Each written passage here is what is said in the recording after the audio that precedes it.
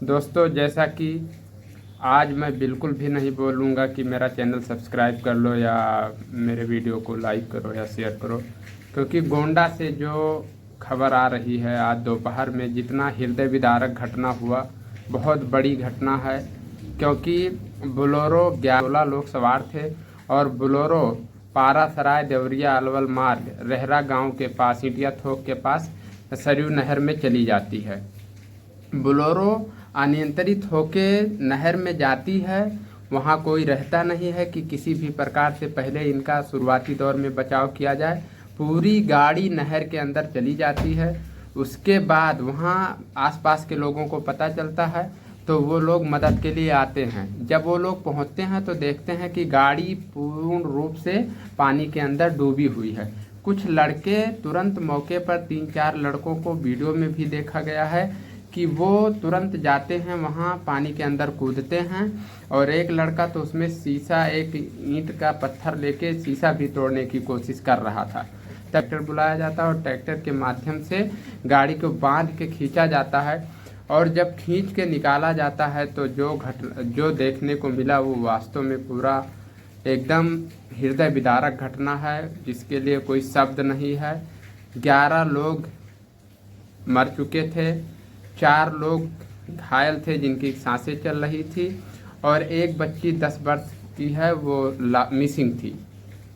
दोस्तों, जितना क्या ये लोग मंदिर पे, पृथ्वीनाथ मंदिर गोंडा में पड़ता है, दर्शन करने के लिए निकले थे। इन लोगों का घर सिहा गांव मोतीगंज गोंडा के रहने वाले थे। सिहा गांव पड़ता है मोतीगंज बाज़ार, वहाँ के रहने वाले थे। वहाँ से ये लोग निकलते हैं, घर से निकलते हैं कि हम पृथ्वीनाथ मंदिर दर्शन करने जा रहे हैं। और वो दर्शन करने पहुँच भी नहीं पाते हैं कि ईटिया थोक के पास सरयू नहर में रेहरा गांव के पास अनियंत्रित होके बोलेरो, पता नहीं कैसे क्या मिस्टेक हुआ, क्या प्रॉब्लम हुआ कि वो सीधे जो है सरयू नहर में चली जाती है। और उसमें कोई एक सिंगल ऑप्शन नहीं होता है कि जिस तरीके से ये लोग बच के निकल पाएँ।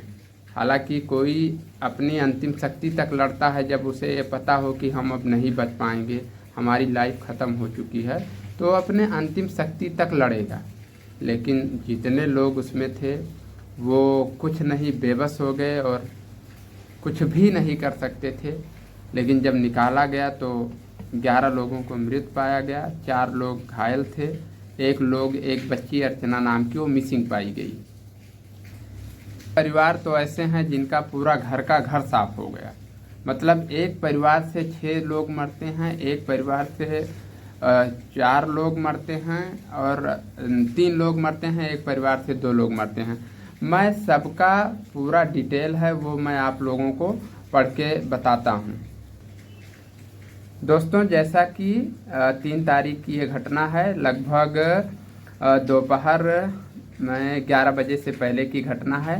बोलेरो का नंबर था UP 32 QD 6834।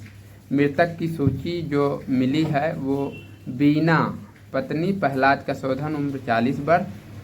दूसरे जो लोग हैं काजल पुत्री प्रहलाद कसोधन उम्र 22 वर्ष, ये प्रहलाद कसोधन की बेटी है, और बीना जी जो हैं वो उनकी पत्नी थी। महक उर्फ रिंकी पुत्री प्रहलाद कसोधन उम्र 17 वर्ष, ये भी प्रहलाद कसोधन जी की पुत्री है।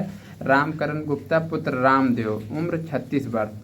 अनसुईया पत्नी रामकरण गुप्ता उम्र 34 वर्ष। रामकरण जी की पत्नी अनसुईया हैं जो 34 वर्ष की हैं, और रामकरण रामदेव जी के पुत्र हैं जो 36 वर्ष के हैं। दोनों लोग की मृत्यु हो गई। सौम्या पुत्री रामकरण गुप्ता उम्र 9 वर्ष। शुभ पुत्र रामकरण गुप्ता उम्र 7 वर्ष। दुर्गेश नंदनी पत्नी रामरूप उर्फ ननकन गुप्ता उम्र 35 वर्ष। अमित पुत्र रामरूप उर्फ ननकन गुप्ता उम्र 14 वर्ष।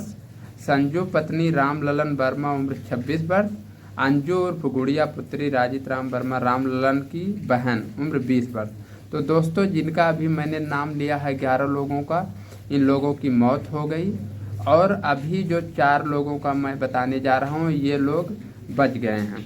घायलों की सूची में पिंकी पुत्री प्रहलाद कसोधन उम्र 19 वर्ष, जो एक लड़की बची है जिसका बयान भी आया है, वो भी प्रहलाद कसोधन जी की पुत्री है, वो बच गई है।